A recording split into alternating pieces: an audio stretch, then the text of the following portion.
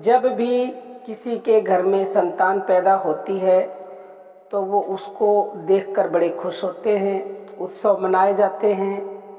लेकिन उस समय किसी को ये नहीं पता होता कि ये किसके रूप में हमारे घर में आया है बच्चा। ये संसार देखो प्यारे भक्तों, लेन देन की मंडी है। जैसा लोगे वैसा ही दोगे, या जैसा किसी को दिया है वैसा ही लोगे। क्योंकि अक्सर लोग कहते हैं कि हमारी संतान हमारे साथ दुर्व्यवहार करती है, हमारे को मारते हैं, पीटते हैं, सेवा नहीं करते हैं। तो प्यारे भक्तों, सभी के लिए मैं ये कहना चाहती हूँ कि एक बार थोड़ा सा सोचिए आप। हम ये नहीं कह रहे कि संतानों को, माँ बाप को पीटना चाहिए, लेकिन लेन देन की मंडी ये संसार इसीलिए है कि जैसा बीज बोओगे वैसा ही फल मिलेगा। अब जब संतान पैदा होती है हमारे घर में, या तो वो लेने के लिए पैदा होती है या कुछ देने के लिए पैदा होगी। दो ही तो चीजें हैं, लेना और देना।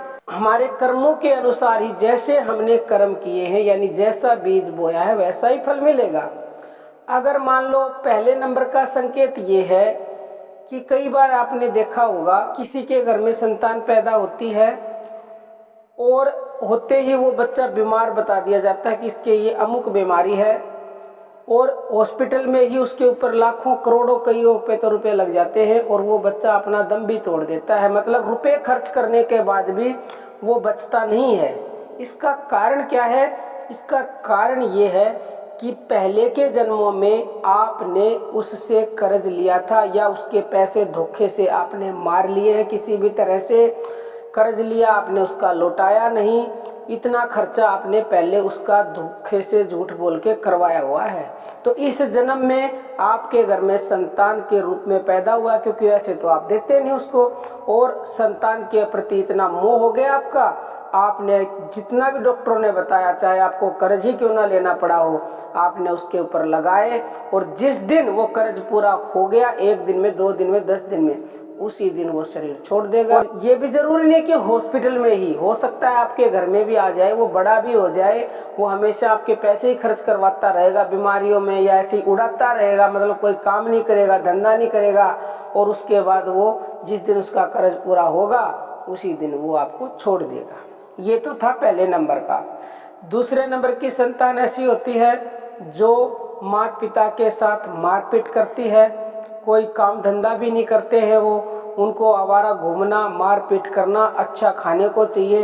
तो प्यारे भक्तों, ये भी संतान आपके घर में हुई है तो अपने पूर्व जन्मों का बदला उतारने के लिए हुई है, क्योंकि आपने पहले के जन्मों में उनके साथ ऐसा किया हुआ है, क्योंकि जैसा बोओगे वैसा ही काटोगे।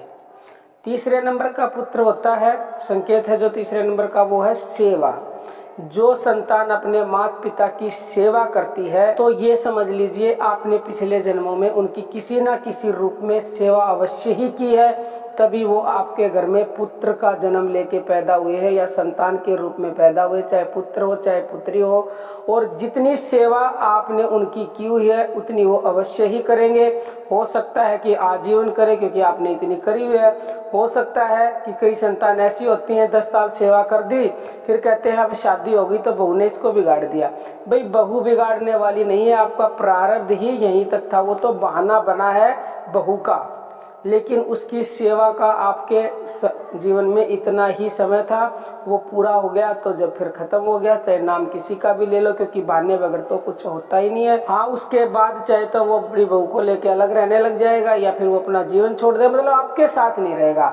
और इसमें हमने तीनों संकेत बताए, इसमें जरूरी भी नहीं है कि उसकी मृत्यु हो, कि वो आपसे अलग होने का मतलब मृत्यु नहीं, अलग का मतलब वो आपसे अलग रहना लग जाए, दूर चला जाए। माता पिता एक जगह अलग पड़े हैं, संतान कहीं और चले जाती है, मतलब जितना आपके साथ उसका कर्जा था वो पूरा होते ही वो आपसे दूर हो जाएगा।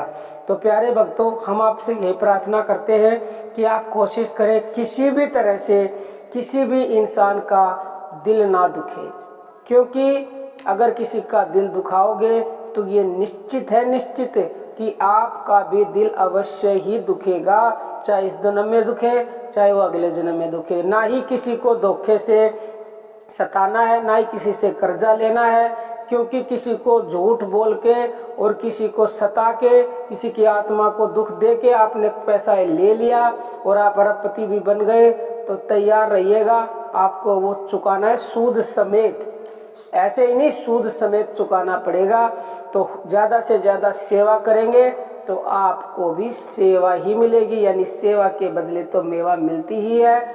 ये तो बहुत पुरानी कहावत है, लेकिन लोग इस बात को जान के भी नहीं मानते और फिर चाहते हैं कि हमारी संतान हमारी सेवा करे। प्यारे भक्तों, यहाँ तक कि कबीरदास ने तो स्पष्ट लिख दिया कि जो तो को काटे बोए तू उसको बो दे फूल, और तो को फूल के फूल है फाको है त्रिशूल। तो बुराई भी जो करता है उसके साथ भी तुम बुराई मत करो, उसके साथ भी भलाई ही करो, क्योंकि बुराई उसी को मिलेगी, तुम्हें तो फिर अच्छा ही मिलेगी, यानी फूल के फूल ही मिलेंगे। जानने के बाद भी नहीं समझते हैं और फिर सोचते हैं कि हमारे साथ अच्छा हो।